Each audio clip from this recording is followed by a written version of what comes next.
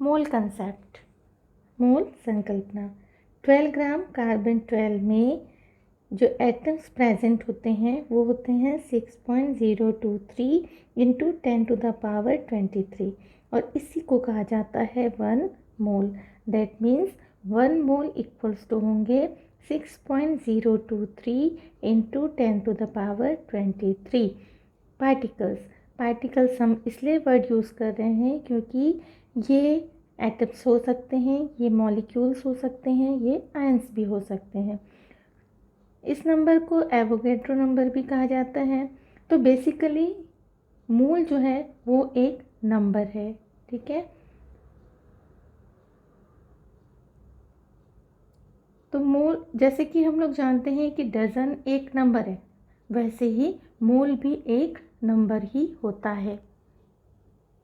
दर्जन का मतलब होता है 12, 1 डजन मीन्स 12।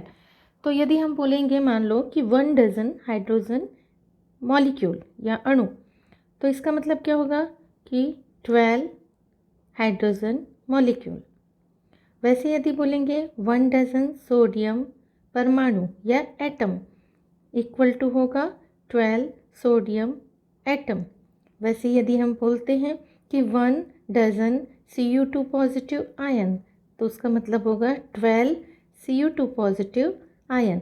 तो दर्जन जो है वो हम यदि अणु के लिए यूज़ कर रहे हैं तो वहाँ पे हम बोल देंगे कि 1 डजन अणु। यदि हम बोलेंगे एटम के लिए तो 1 डजन एटम, या हम आयन के लिए यूज़ करेंगे तो 1 डजन या 12 आयंस।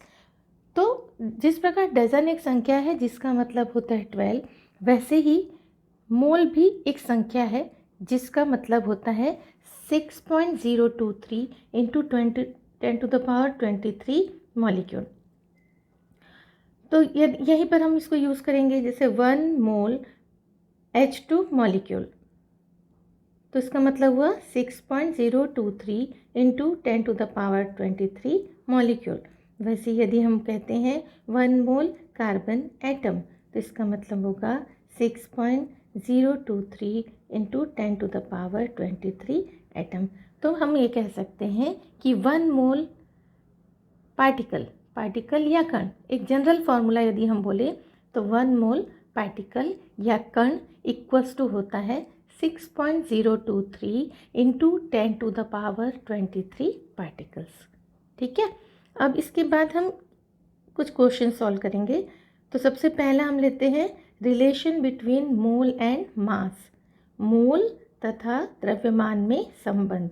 तो इसके लिए फॉर्मूला है n, number of mole n equal to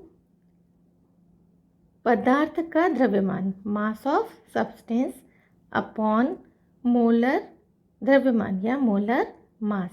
तो इसको n से दर्शाते हैं मोल को, तो n इक्वल टू w जो है वो है मास ऑफ सब्सटेंस और m जो है वो है उसका मोलर मास। तो ये है formula n equals to w upon m, ठीक है। अब यहाँ पर ये हम क्वेश्चन लिए हैं कि कैलकुलेट मास ऑफ Al इन 8.36 मोल, मतलब 8.36 मोल एल्यूमिनियम में कितना द्रव्यमान होगा।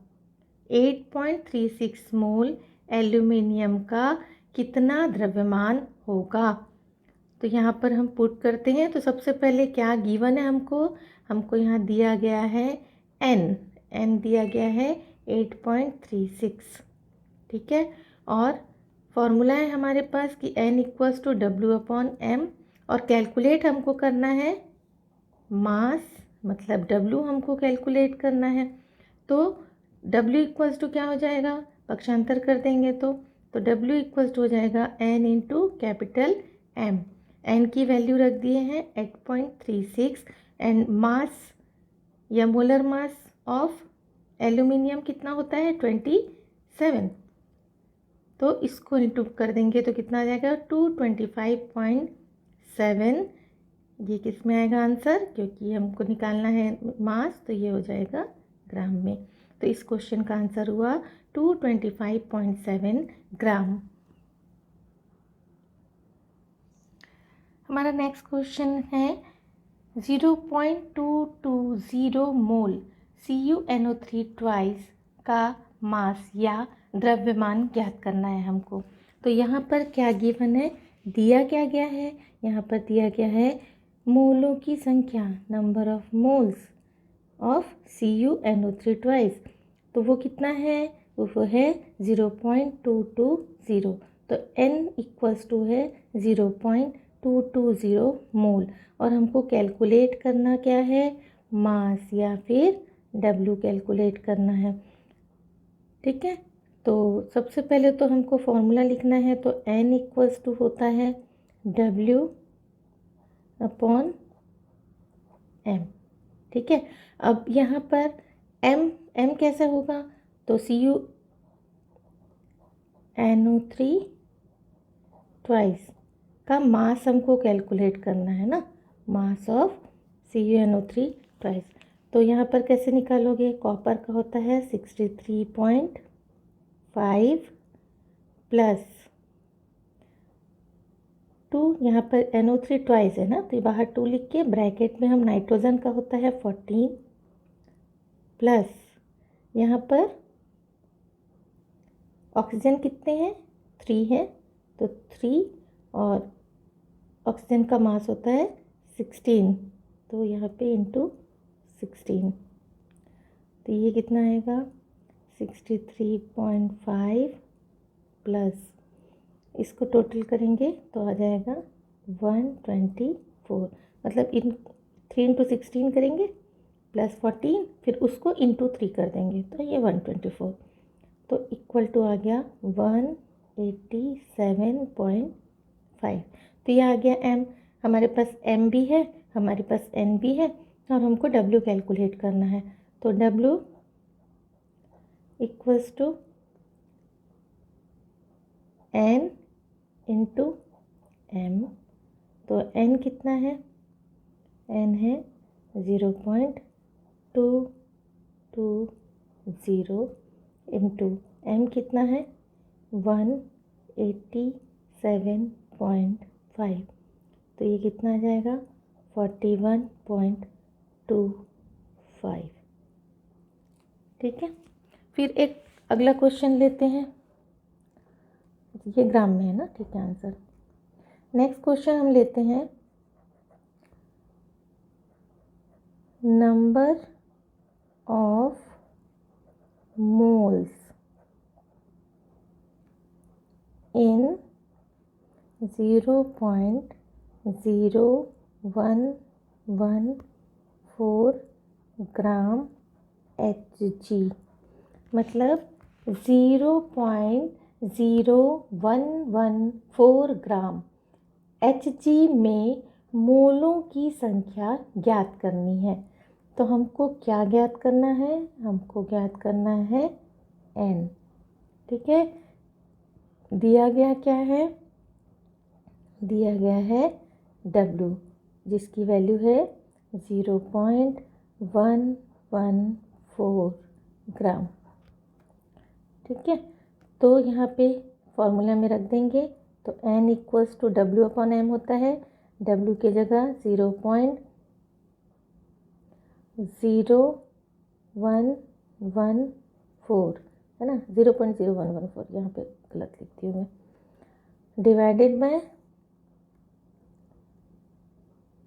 Molar mass of Hg। Hg का मोलर मास कितना होता है, Hg का मोलर मास होता है 200.5। ठीक है, ये जहाँ पर हम मोलर मास कैलकुलेट करने का वीडियो बनाए हैं वहाँ से हम लोग देख सकते हैं इसको। इक्वल टू, अब यहाँ पे इसको सॉल्व करने के लिए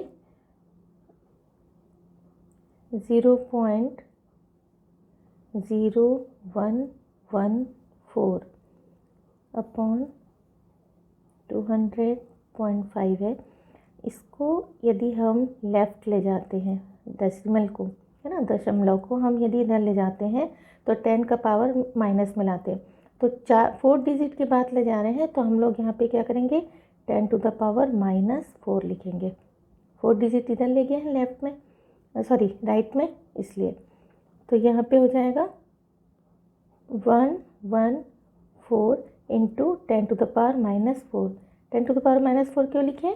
क्योंकि हम डेसिमल को 4 डिजिट के बाद लेके गए या राइट की तरफ लेके गए, अपॉन 200.5। ठीक है, इसको यदि हम पूरा कैलकुलेट करेंगे तो इसका आंसर आता है 57 इंटू 10⁻⁻6 या फिर 5.7 इंटू 10⁻⁻5 मोल।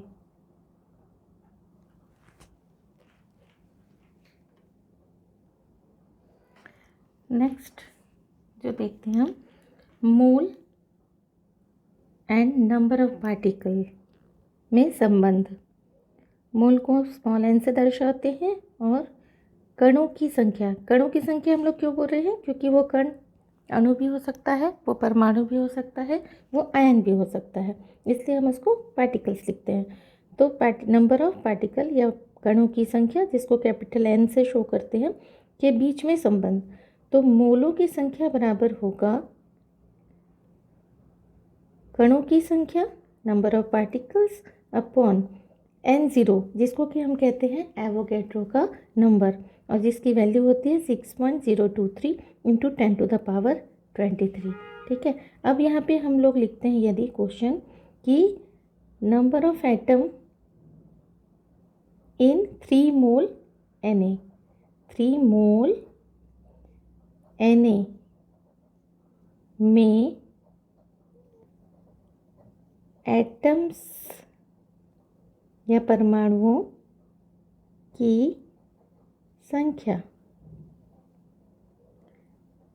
ठीक है, number of particles in 3 mole Na। तो यहाँ पर क्या करेंगे, दिया गया है n की जगह लिखेंगे 3, क्योंकि 3 मोल दिया गया है। n हमको कैलकुलेट करना है एटम्स की संख्या, बटे 6.023 इंटू 10⁻23। तो n इक्वल्स टू हो जाएगा 3 इंटू 6.023 इंटू 10⁻23 से मल्टीप्लाई करेंगे तो यहाँ पर आ जाएगा आंसर 18.069 इंटू 10⁻23। ठीक है, नेक्स्ट जो है वो है W, मतलब mass and number of particles में रिलेशन। मतलब दिए गए भार और परमाणुओं या अणु या कणों की संख्या में संबंध। तो इसके लिए हम लोग फॉर्मूला लिख देंगे W/m equals to capital N/N0।